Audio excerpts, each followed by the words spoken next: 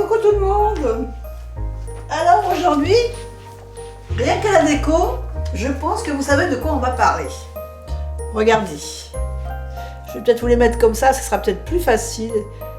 Et oui, Harry Potter. Je ne pouvais pas faire le calendrier de l'Avent sans parler du monde d'Harry Potter. Vous savez que c'est quelque chose qui me tient beaucoup à cœur. Alors, j'avais décidé à une certaine période, quand il était sorti le tarot d'Harry Potter, ce fameux tarot d'Harry Potter que tout le monde connaît, qui avait eu un grand succès en noir et blanc. Depuis, il en est sorti d'autres.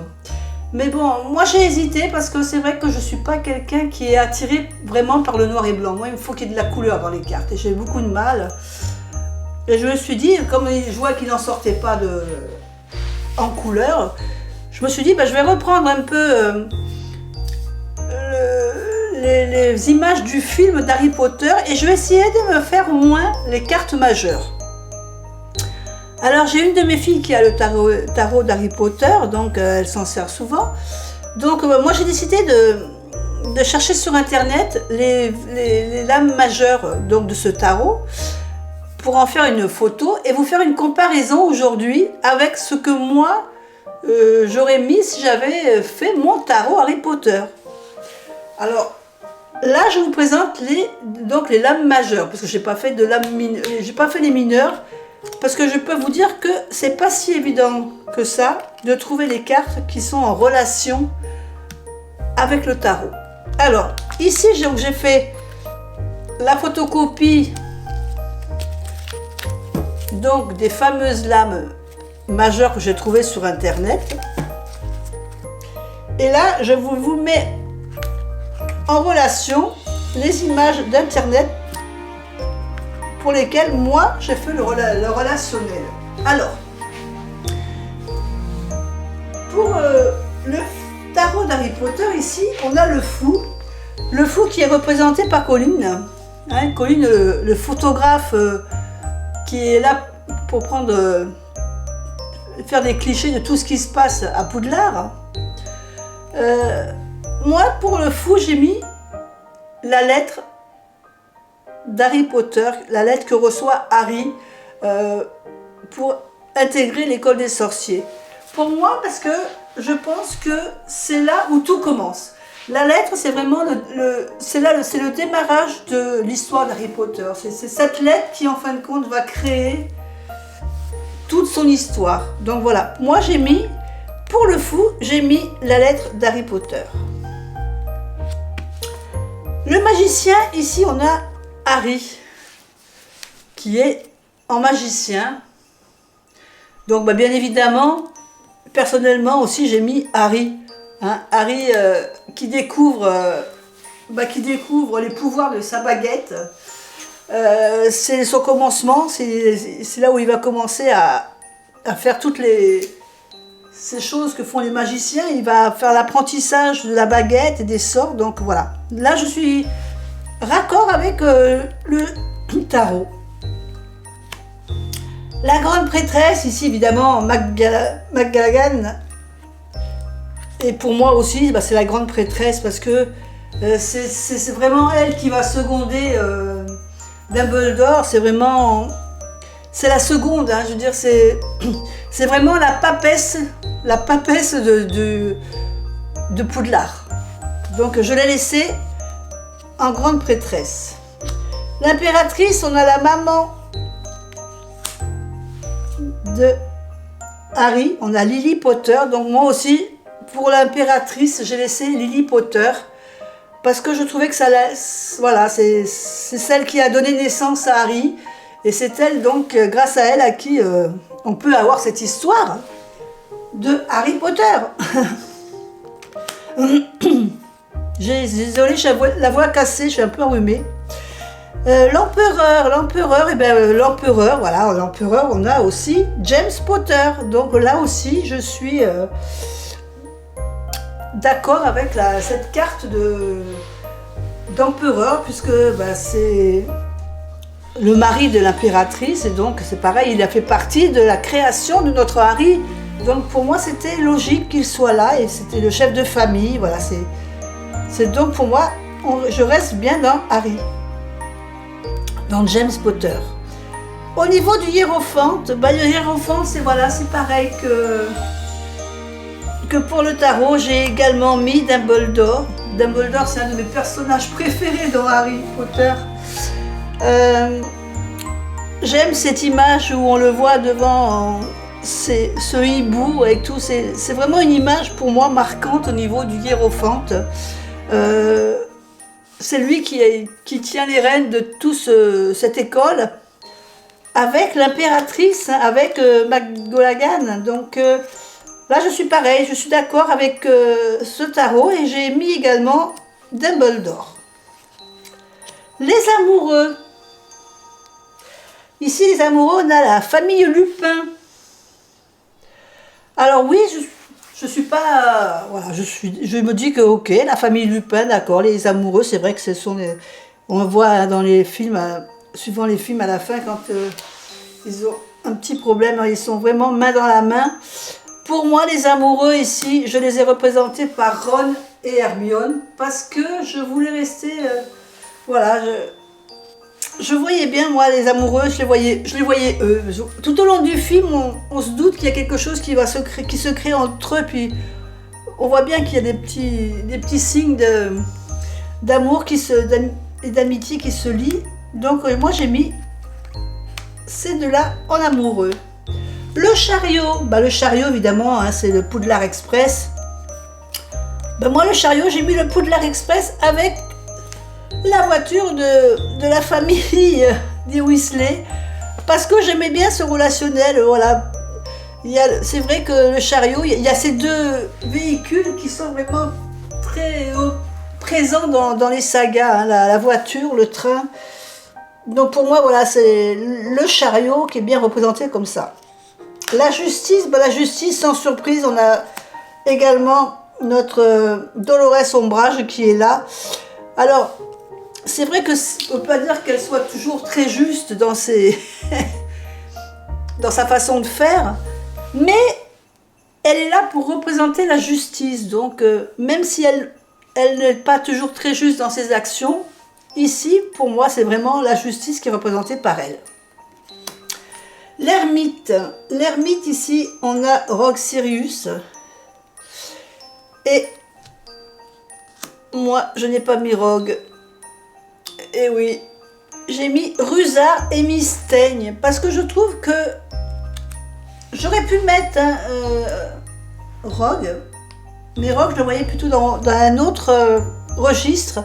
Mystaigne et Rusard, vraiment c'est le personnage qui est toujours dans son coin, toujours tout seul. Et je le sentais beaucoup mieux en ermite que...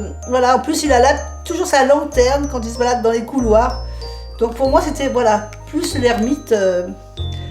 La roue de fortune, sans surprise, hein, évidemment le chapeau, hein, ça me paraît évident puisque c'est lui qui détermine les choses et qui fait les choix. Il n'y a pas photo, c'était bien le chapeau. La force, on a Buck, évidemment, Buck. Moi j'ai vu Buck avec son ami qui s'occupe de lui, qui prend soin de lui. Là, je ne sais pas ce qui était représenté, en fin de compte, sur la carte de la force. Mais bon, je ne sais pas le personnage. Mais bon, moi, c'était vraiment Hagrid et Buck pour la force. Le pendu, bah oui, hein, on a Cédric, évidemment. Le pendu, ici, Cédric Diggory. J'aurais bien mis Cédric Diggory, j'y ai pensé.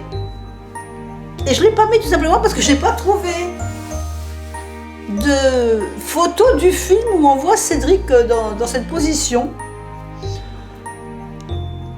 Alors du coup, je me suis dit, qu'est-ce que je pourrais mettre? Et c'est vrai que en me disant, oh, le Quidditch, ils sont toujours en train de, un coup à l'endroit, un coup à l'envers, un coup bloqué, un coup pas bloqué. Je me dis, ça pourrait très bien faire notre pendu en fin de compte. Parce que c'est vrai qu'ils n'ont pas toujours des positions très, très agréables. Et c'est le but quand même voilà, le fait du pendu, c'est de ne pas être toujours dans une position agréable, se sentir un peu bloqué par moment, donc je trouvais que ça allait bien avec le pendu. Le voile pour représenter la mort. Alors, oui, il y a le voile. Alors après, franchement, il y a deux cartes que j'ai énormément hésité. Là, je voulais mettre les détraqueurs en fin de compte, parce que c'est eux, ou alors le serpent. Parce que quand on voit le serpent dans le ciel, ça annonçait jamais. J'ai eu beaucoup de mal à me décider pour cette carte-là de la mort. Alors, je suis pas encore sûre que ça soit la définitive pour moi. Puisque j'ai hésité aussi à le mettre plutôt dans Voldemort dans le diable aussi, puisque c'est quelqu'un qui manipule énormément les gens pour arriver à ses fins. Donc je le voyais bien en diable, et je pense qu'il finira peut-être un jour en diable et qu'il ne restera pas en mort. Mais bon. Tempérance. Tempérance ici, on a les frères Weasley. Alors oui, ça peut être ça, mais moi je voyais plutôt Luna. Parce que c'est vrai que c'est quelqu'un qui est toujours en train d'essayer de temporiser, de voir le bon côté des choses, le fait de ne pas vouloir faire de vagues, de pas... Voilà, je voyais bien Luna dans cette tempérance. Le diable. Le diable, comme je vous ai dit, bon, le diable, c'est vrai que Voldemort, je voyais bien Voldemort en diable, parce que sa façon de manipuler les gens. Et là, j'ai mis notre ami Rogue. Alors, c'est vrai que cette carte-là, je pense qu'elle ne restera pas non plus comme ça.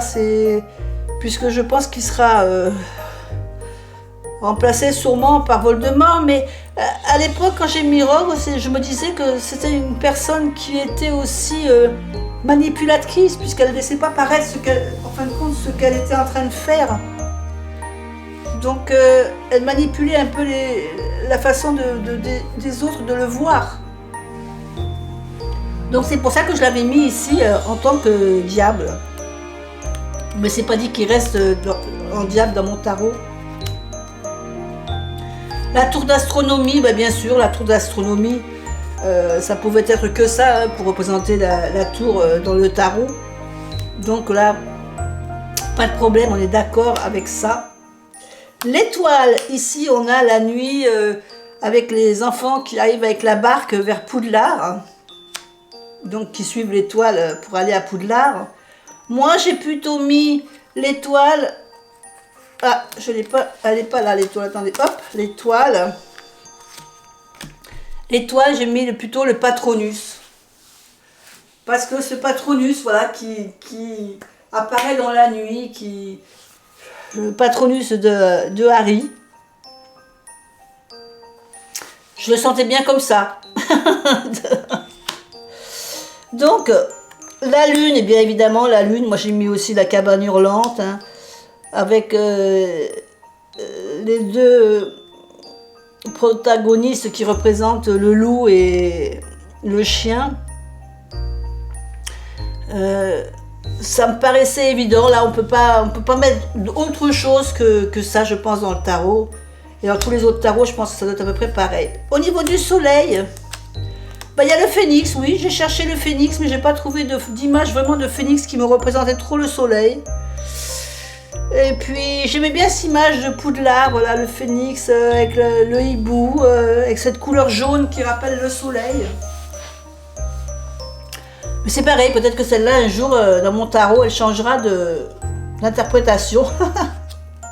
Le jugement, on est d'accord, le jugement, j'ai également mis la même carte, hein, puisque Lucius, il se retrouve en prison, donc évidemment, ça colle très bien avec le jugement. Et la dernière carte du monde, là, ici, on voit Harry avec... les reliques de la mort. Alors moi j'ai bien aimé les reliques de la mort avec Harry, je voyais bien ça, mais je voyais aussi avec Hermione et Ron, parce que ils font partie pour moi de la conclusion.